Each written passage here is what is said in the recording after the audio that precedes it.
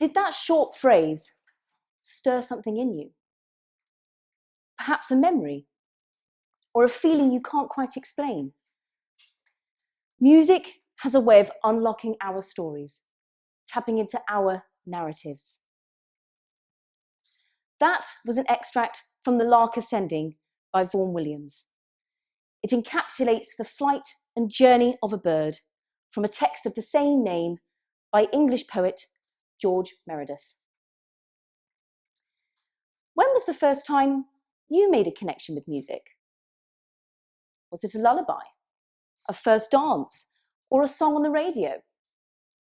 For me, it was when I was just 2 years old with a tiny violin in my hands. I remember my bow screeching across the strings, my parents wincing, and me thinking, this sounds fun. Since then, the violin has been my constant companion. It has carried me through moments of pure joy, performing in front of an audience so silent you could hear a pin drop. And it has carried me through loss, when I had no words but found comfort in playing. Music has taken me on a journey I never could have imagined. I studied at the Royal Academy of Music in London, where I immersed myself in the discipline and artistry of the violin. Today, I work as an orchestral freelancer, which means I have the privilege of performing to a wide range of orchestras, adapting to different styles, repertoires, and conductors. This work has taken me all across the world, from South Korea to Saudi Arabia and to the Royal Albert Hall in London, including events such as the last night of the proms and recordings at the iconic Abbey Road and Maida Vale studios, standing in the same rooms where history has been made. Alongside that, I perform with my own ensemble, the Odora Trio, and dedicate myself to teaching and mentoring. These experiences have taught me something vital. Music isn't just about playing notes. It's about building connections and creating meaning. Music creates ripples. Every lesson, every rehearsal, every performance shapes how others see themselves and the world around them. Learning music, whether you're a child with your first instrument or an adult picking it up later in life, teaches confidence, patience, and resilience. It shows us that progress is steady, one measure at a time, and that progress and beauty only often emerges after persistence. And what's fascinating is that scientists now prove what musicians have always known. music doesn't just stay in the concert halls, it transforms the brain itself. What's that one song that instantly takes you back in time?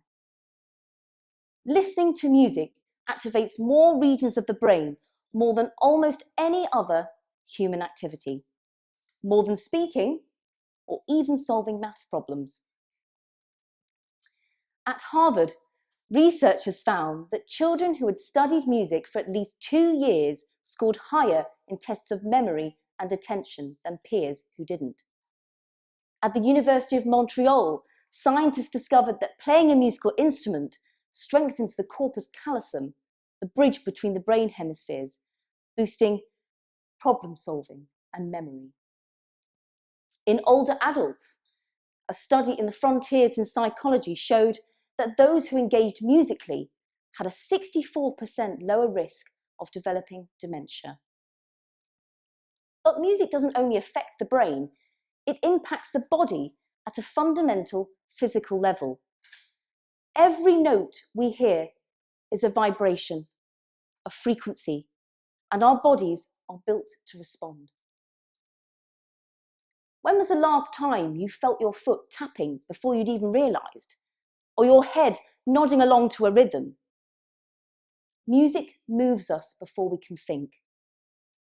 Dance is a universal language paired with music, a way we've always communicated joy, ritual, and even grief. Have you ever felt goosebumps at a piece of music? That's not just emotion, that's your nervous system responding. Music is not just something we hear, it's something we physically experience. Studies show that low frequencies and slow tempos can lower heart rate and blood pressure, whilst faster rhythms can raise alertness and release adrenaline. Even the simple act of singing together can bond and synchronize our heartbeats and breathing. Studies also show that our bodies release oxytocin, the hormone linked to trust and bonding. And that's why when we sing as part of a choir, it creates a sense of belonging, and why singing together can literally make us feel less alone. If the brain were a city, music would be the transport system, linking every neighbourhood, every function, and every emotion. But music isn't only about the brain, it's the great connector. Have you ever been to a wedding without music? Or a football match without a chant? Now science confirms what we feel. In 2020, a study in the Global Advances in Health and Medicine found that music therapy patients reported 68% less pain and anxiety. In dementia care, a meta-analysis in the Aging Research Reviews showed that music improved mood and social interaction by up to 80%. And on a global level, a Nielsen survey found that 93% of people reported music to be a key part of their daily lives. We've all turned to music for healing, whether it's a song after heartbreak, a lullaby to calm a child, or a hymn at a funeral. It strengthens beliefs, cultural identity, and creates shared meaning.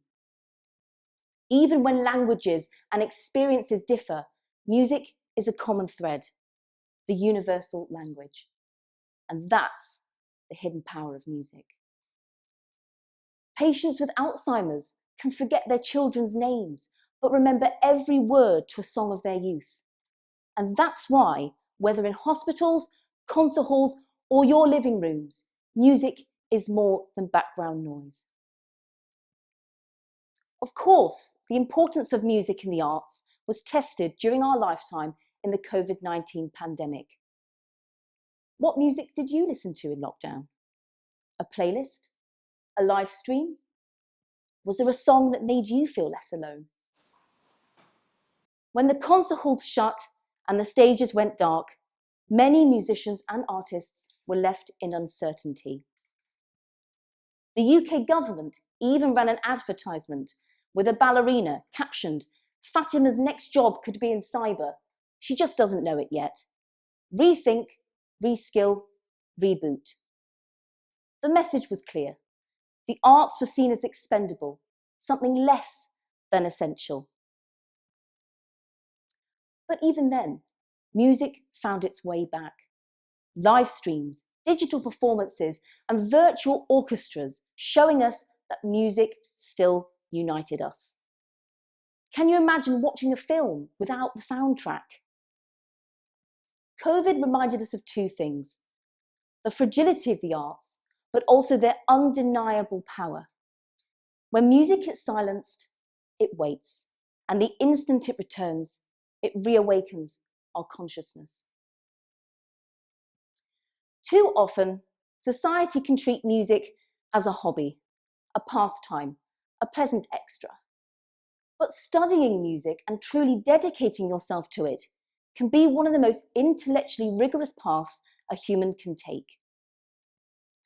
Think about what it takes and demands to be a musician: the precision in mathematics and structure, the emotional intelligence to interpret human expression, the discipline and practice of years, and the creativity to innovate and inspire.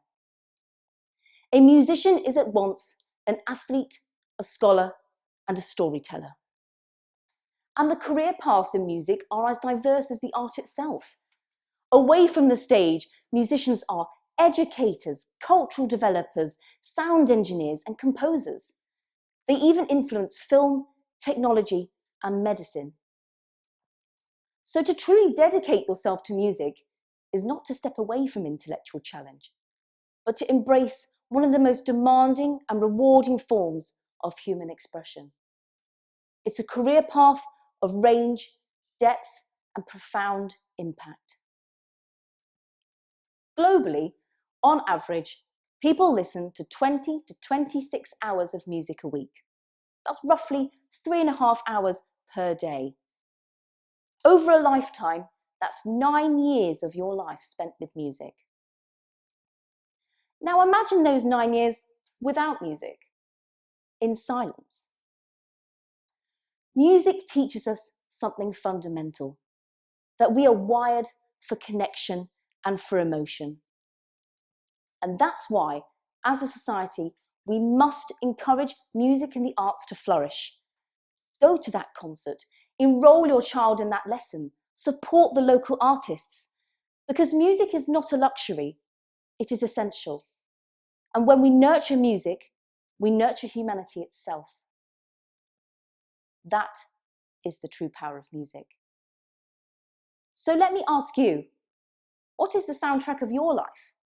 And how will you keep it alive for future generations? Thank you.